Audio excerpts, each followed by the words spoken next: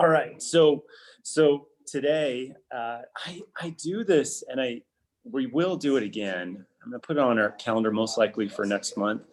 But I do a longer workshop around habits, and this is going to sound really salesy, but in the past, people did pay a bit to be able to attend that. So that's something we're just going to do as our group. No fees attached, and so we work through the entire process of one, understanding the way we think, really understanding our brains. And then once we can understand that, it gives us a better comprehension of why we react or think the way we do many times. It's important to identify that. And then from there, what is the plan? Understanding the way our brains operate. What can I do going forward to understand how that works and be more purposeful in what I want, rather than reactive based on previous habits and my way of thinking. I'm going to take us through just really, really quickly some of the bullet points here.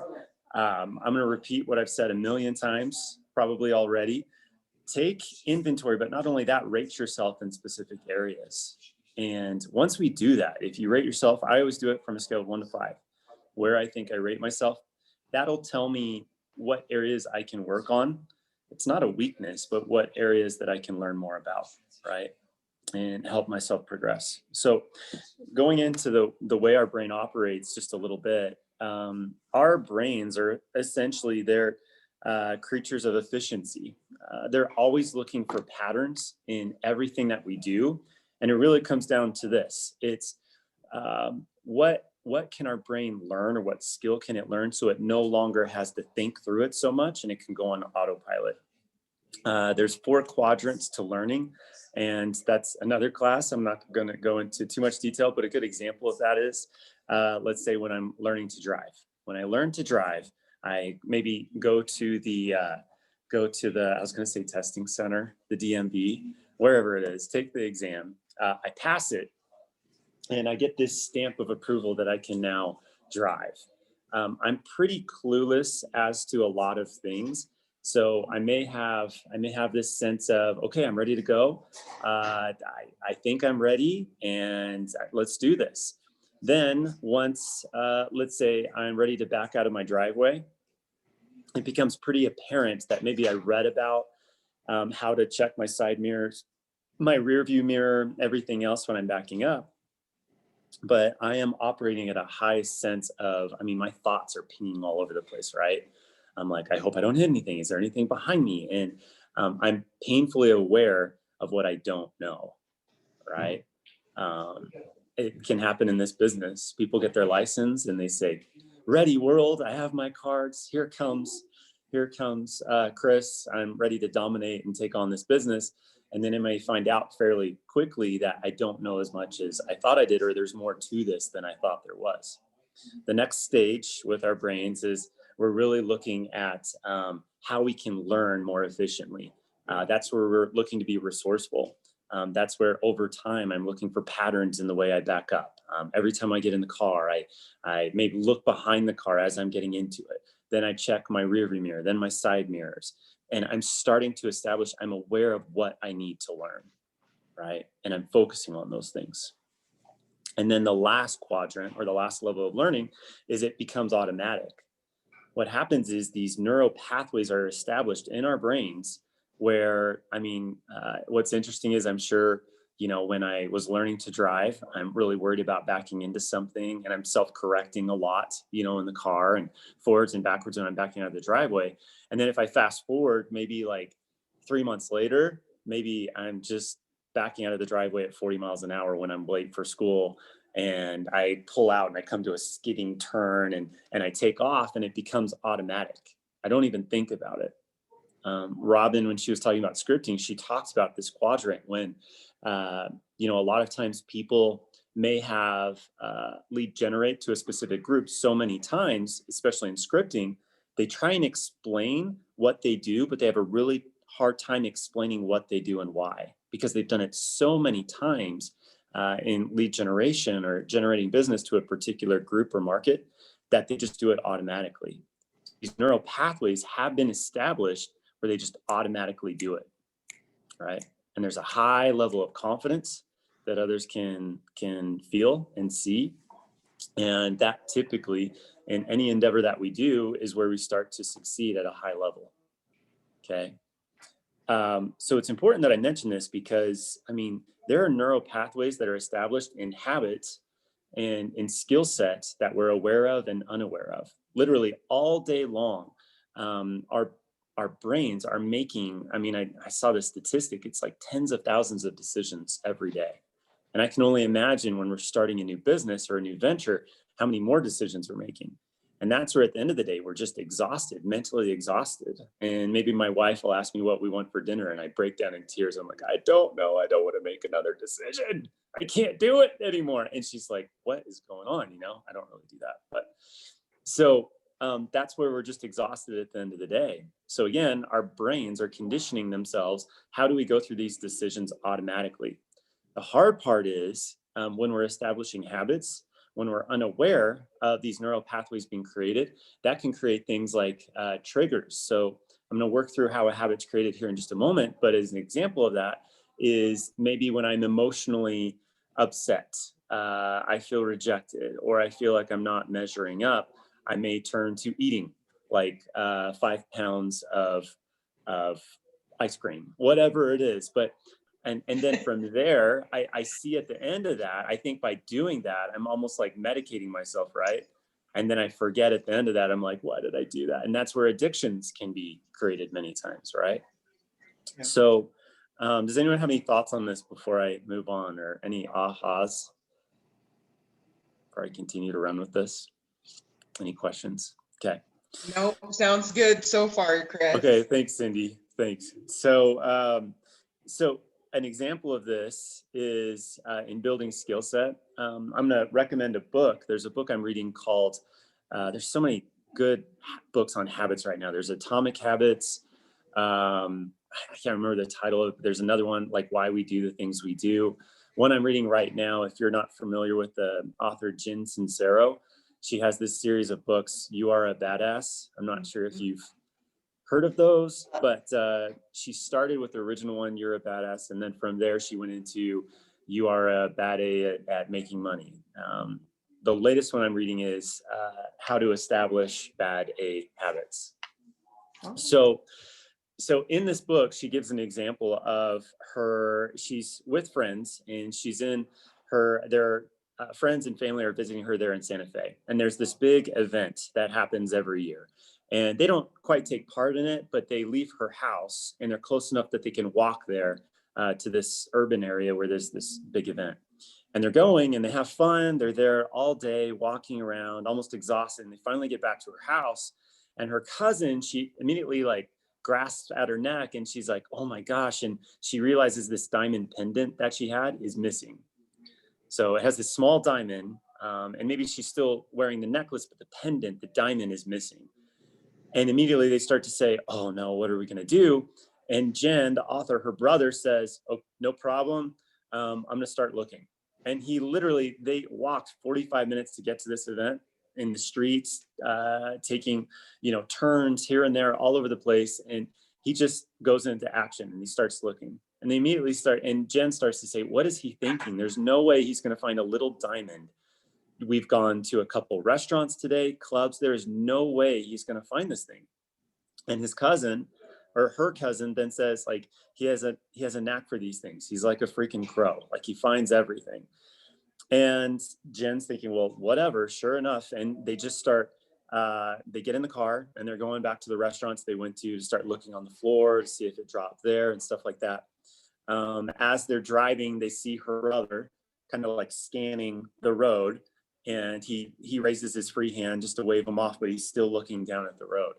And anyway, they're driving along and they're just like, what is he thinking? There's absolutely no way this is going to happen.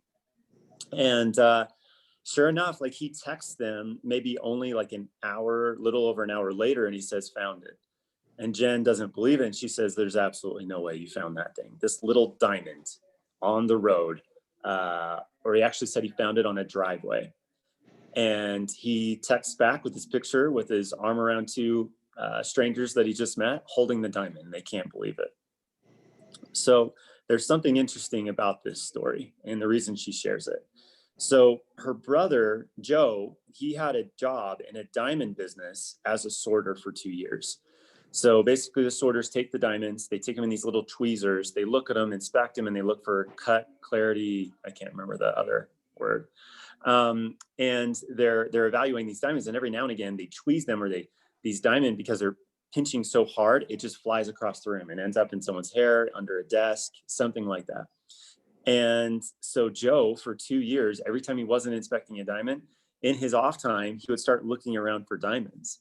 And that was something he started to enjoy doing. He was thinking about, man, when I find this thing, everyone's going to be amazed with me, right? Just like Jen and her cousin were with Joe when he found the diamond. So he had built up over time this skill set and the way in which he looks for things. And the interesting part is, because of his job, Jen's cousin said that, oh no, he finds stuff all the time. He finds stuff in the subway. One time I can't remember what it was that she said she lost, another small, like I think it was a piece of jewelry. And they're walking like 3 months later, and he sees it on the top of snow in a snowbank. 3 months later, as they're walking to the subway. So he's developed this skill set that it's automatic, and he has a very firm belief that he's going to find it, right? So I'm going to talk a little bit about, really quick here, I'm going to talk about the steps to establishing a habit. But really, I'm going to break down what creates habit, okay? So first, there's a trigger. Now, a trigger might be, well, let's call it getting into a car. I'm going to use that as an example. So a trigger is every time I get into a car. A trigger is basically when an event occurs, or an event that I create, or an outside event occurs, I immediately have a response to it. Okay. It's something that calls my brain into action and says, this is what I do. So the trigger in his situation for Joe, the brother, was someone lost something small and shiny, right? This diamond. The next step is a need. We identify what the need is. So the need for him might be, well, I want to help these people. I want to help my cousin find her diamond. The need also might be, I want to have that feeling when I am the only person to find it and no one else does. And I can support this belief that I have that I'm great at finding small objects. Going back to getting into a car, a need might be, I don't want to die on the way to where I'm going. I want to not worry about, if I'm not wearing my safety belt or my kids are wearing their safety belt, what could happen. That's a need. Okay. The third is a habit or a response. So the habit or response could be, in this situation, an action that I take, it can be putting on my seatbelt or telling my kids to put on their seatbelt before I go anywhere. Okay. So that's the response or the habit. And then the fourth step is a feeling. And from doing that habit or having that response, I feel safe. And I don't have to worry anymore about, what happens if there's an accident, what happens to myself and my family or my kids. Okay. What's interesting is when habits are formed and created, just like I mentioned earlier, we create these neural pathways where we don't have to think twice about it. And we are basically doing, or the actions we do or don't do throughout the day are habits that are created over a very long period of time. They're habits that are created from childhood, the way in which we respond to things when certain triggers occur, and because of these inner needs that we have. Do you guys know what I mean when I'm talking about this? And have you guys thought of any habits or responses that you have, perhaps, in response to a trigger? Oh, yeah. Yeah. So what do you guys think? Are we stuck then once these neural pathways are created and we have these habits? Do any of you have an experience where maybe you identified that habit and made a change? I'd like to hear about it. Yeah. I used to be a smoker Really? for years, and then I just Yeah. decided I can't do this. I don't want my son smelling me like this. Him growing up wanting to do it because he thinks it's cool, mom does it. So I kicked my smoking habit a year ago. Yeah. That's awesome. And that's one thing a lot of people can't do. So that's amazing. So it's interesting you identified, I don't want my kids to be smokers, right? I don't want them to feel like maybe they have no choice or they don't have freedom. from smoking. So I've got to kick it because I've thought of legacy. And then once you did kick the habit, or I'm sure in the first week was just Well, it was horrible, brutal. right? It was brutal. But reminding yourself of, even after a day of not smoking, you start to feel that sense of accomplishment of like, I made it through one more day, right? Yes. Yeah, it's awesome. Awesome. Yeah, Good that's example. awesome. Congratulations. Because I had quit smoking like years ago. But Yeah. that is hard. But congratulations. That's awesome. Thank That's you. awesome. Great. So how do we establish, what do you guys think? How do we establish new habits? Like, let's say, Practice. practice, most definitely. Repetition is definitely one of them. We need to create these new neural pathways, right? Yeah. One thing that I respond with a lot of times when people don't know what to do with their time, they say, I don't know what activities I'm supposed to be doing as a new agent. My first question nearly always is, what's most important to you? Why do you think I would ask that? What's most important to you? Because that's, so I was talking to my kids the other day. In fact, it was yesterday. I had one of the kids over and they heard me, they came downstairs and heard me with my, when I was negotiating stuff. And then afterwards she says, you know, what do I need to do? And I looked at her and I said, you're gonna have to want it more than me. And I says, and as soon as you want it more than me, and that's when I come in with all my effort and do it that way. So I think that's what happens, is that we need to just, one thing that I explain to my buyers lately is, you're going to want it more than me, pretty much. And then from there, and then I'll come in and I'll help you out. I love that. So I love that. I think that's kind of touching on what you were just asking, I think. Like, It why is. should it? Yeah. It is. Any other thoughts?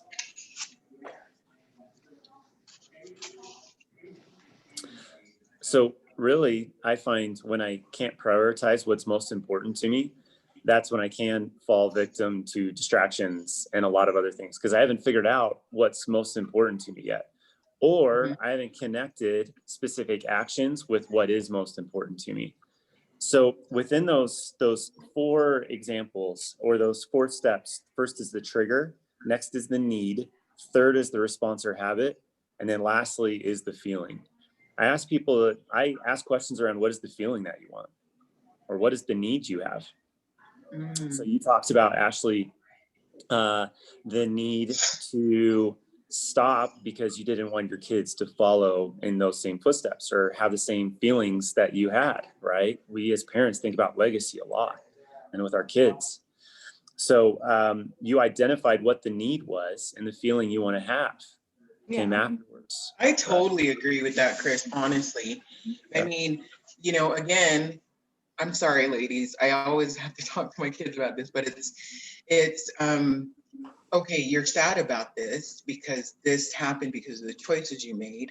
What is it that you're going to do so you never feel that way again? And I kind of look at that in real estate too. It's like, okay, the feeling of paying rent, the feeling of struggling and not understanding what your goal is in life. What is it that you want to do so that you never feel this way again? Yeah. Wouldn't you rather be happy and settled and got your stuff together than feeling the way that you do now? So in order to avoid feeling like that in the future, what are the steps you're going to take so that you don't have to feel this way again? Exactly. Great. And then you have a sense of empowerment, right? Absolutely. In closing, I'm going to try and run through these items fairly quickly. You hit upon one of them, Cindy, but there are 3 things absolutely necessary when we're establishing a new habit. Okay. One is repetition. We absolutely have to repeat what it is that we're looking to create in our lives. That goes into, Ashley, what you talked about, Cindy, and stopping smoking. Quitting smoking is every single day you had to look at where you were there. And that's why it's absolutely important that we measure where we are. When we measure like what we're doing repetitiously, we start to have that sense of accomplishment and we feel better about ourselves and we don't beat ourselves up so much, right? 4 is you need to create ease in doing it. If I'm looking to work out, one thing that helped me in a big way when I was establishing a new habit before about working out in the morning instead of the evening when I was too tired is I just had the phrase, make the easy things hard and the hard things easy. So the reason we turn to the easy things is it's easy not to think about my business. It's easy to be invited to a lunch and go to a meeting, even though I know it's not going to benefit me and where I'm going and my priorities. So true. So for me, I put my workout clothes right next to my bed, and then I put my dress clothes in my car. So when I was going to work, it was much easier in the morning to just put on my workout clothes. If I don't want to be on my phone at night, like make the easy things hard and the hard things easy, have my phone in the other room, whatever it is that I need to do so that I sleep better. But we have to give ourselves a break, know what our distractions are, and make it easier to do the hard things. If I go and do fast food all the time, have healthy snacks in my car. That way, when I'm not hungry and in a moment of I will stuff my face with anything right now because it's fast and I have another appointment, do I have food in my car that I can snack on if I need to? I hope you guys, I know I haven't used a lot of examples around real estate, but this ties I in have one, though. so well with real estate. Good. And then one last thing I want to say is this is absolutely important. You must shift your identity. So many people start out trying to create something new in their lives and establish new habits. But because I don't identify with who I must become to have that life, I immediately go back to my old habits. That's why people win the lottery and then they're poor, right? Yeah. 3 years later. They'll say things, you'll hear them say things like, I can't believe that I have this amount of money. People even feel like an imposter at times. Someone looking to lose weight. I know I've given examples around working out, but someone that may even tell themselves, I'm looking to be a lead generation master. They'll start out, and because someone may say no a couple times, they say, well, I'm not, and I have the need to be right to feel safe. So I'm not going to continue doing this because I don't identify with it. I don't think that's me. I'm not a salesperson. I can't talk to people effectively and efficiently. So same goes with someone looking to lose 30 pounds. If they're weighing themselves every day and measuring their progress, but every time they look in the mirror, they only see how big they are or all of the bad things. They aren't identifying with being that individual who's lost 30 pounds. So I've gone over a little bit and I got to jump on another call, but I hope this has been beneficial. I'll work through with you guys, like around real estate, how to establish new habits. Like I said, we're going to do a longer workshop this next month, but again, it's absolutely important that you identify the needs you have to have a large amount of business in real estate and what that changes in your life and for the lives of those around you. Second, look at what triggers are set in place so that you automatically are a creature of habit and do the same things every day so that you can build the habits and skill set absolutely necessary to be that agent who is a rookie of the year or whatever it is that you're going for. So thanks for jumping on today, guys. I look forward to seeing you again soon. Thanks, I love Chris. hearing those gratitudes and wins. Let's have a great week. Awesome. Thank you. See ya. You Thank too.